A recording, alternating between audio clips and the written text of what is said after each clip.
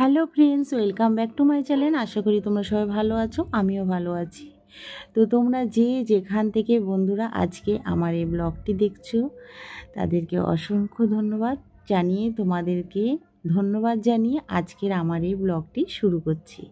তো চলো, প্রথমেই দেখতেই পাচ্ছ আমরা কোথায় এসেছি। থাম্বনেল দেখে অবশ্যই বুঝতে পেরে যাচ্ছ আমরা কোথায় যাচ্ছি বা কী কারণে যাচ্ছি। তো বেরিয়ে পড়লাম আমি আমার ছেলে টোটো করে। টোটোতে ঢুকেই দেখো তোমাদের জন্য একটা ভিডিও রেডি করে ফেললাম এবং চলে আসলাম। আজকে 12 মার্চ আমার বার্থডে সেলিব্রেট করতে মাদার্স চার্টে চলে আসলাম। তো দেখো এখানে রোবট বলছে, আমি অনন্যা, প্লিজ আমাকে একটু সাইড দিয়ে দেন, আমি খাবার নিয়ে যাচ্ছি। তাই শুনে আমি আমার ছেলে একটু এসেই উঠলাম। খুব আজব দৃশ্য, এখন রোবটে করে খাবার সার্ভ করা হয় মাদার চার্টে। তো বন্ধুরা তোমরাও চলে এসো, যে কোনো বার্থডে বা অকেশন সেলিব্রেট করতে তোমাদের অবশ্যই ভালো লাগবে। তো আমার তো ভীষণই ভালো লেগেছে। তো দেখো আজকে আমার বার্থডে পার্টি, আমার অল ফ্রেন্ডরা আছে, পুরো ট্রিটটা আজকে আমার জন্য ছিল। তো আমার ফ্রেন্ডটা কিন্তু খুব দুষ্টু, প্রচণ্ড পরিমাণে আড্ডা মারছিল আমার সঙ্গে। তো চলো, আমি কোনো কেক কেটে বার্থডে সেলিব্রেট করিনি, জাস্ট একটা ট্রিট ছিল সেটাই কমপ্লিট করা হয়েছে।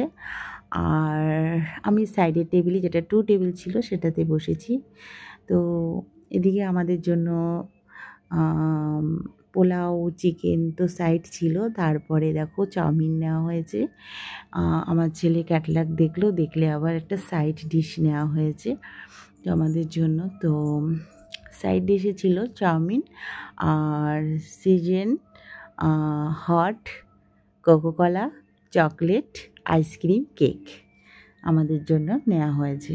ওটা আমার ছেলে ভীষণ ভালোবাসে, তা ওটা তোমরা খেয়ে দেখো। তা আমারও ভীষণ ভালো লাগে ওটা খেতে। ক্যাটলগ দেখে চয়েস করে তবেই আমরা নিয়েছি এটা। তো কার কার খেতে ভালো লাগে season, hot Coca-Cola, ice cream, cake, অবশ্যই কমেন্ট করে জানাবে বন্ধুরা। তারপরে দেখো আমার ছেলে ক্যাটলগ দেখে ফের আরেকটি আইসক্রিমে অর্ডার করে দিল, সেটাও খেতে ভালোই লেগেছিল। তো এইভাবে আজকের দিনটি আমার কাছে খুব স্মরণীয় হয়ে রইল, ছোটোখাটো করে একটা বার্থডে সেলিব্রেট।